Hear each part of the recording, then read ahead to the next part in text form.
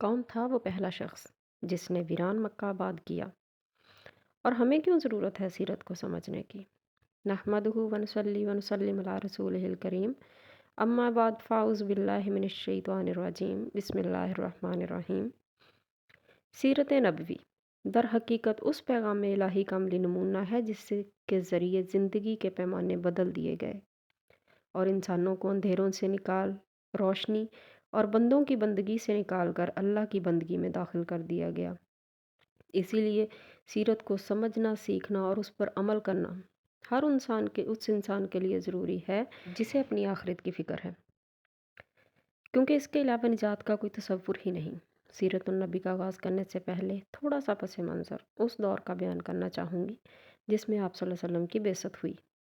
لفظ عرب صحرا اور ویران زمین کا معنی بتاتا ہے۔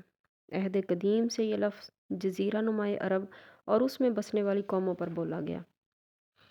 اب تھوڑا سا تذکرہ عرب قوموں کا۔ 3 قسم کی قومیں تھیں عرب میں: عرب باعدہ جو ختم ہو گئے، عرب عاربہ جو مٹ گئے، عرب مستعربہ جنہوں نے عربی کسی سے سیکھی، جو حضرت اسماعیل علیہ السلام کی نسل سے ہیں، انہیں عدنانی عرب کہا جاتا ہے۔ اب حضرت اسماعیل یہاں پر کیسے پہنچے، جبکہ حضرت ابراہیم تو فلسطین کے رہنے والے تھے، جبکہ ان کا آبائی شہر عراق کا اور تھا۔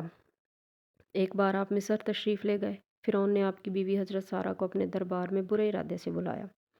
حضرت سارہ نے اللہ تعالیٰ سے دعا کی، جس کے نتیجے میں اللہ تعالیٰ نے حضرت سارہ کی حفاظت کی اور فرعون جان گیا کہ حضرت سارہ اللہ تعالیٰ کی خاص بندی ہیں، لہٰذا اس نے متاثر ہو کر حضرت حاجرہ کو ان کی خدمت میں دے دیا۔ پھر حضرت سارہ نے حضرت حاجرہ کو حضرت ابراہیم کی زوجیت میں دے دیا۔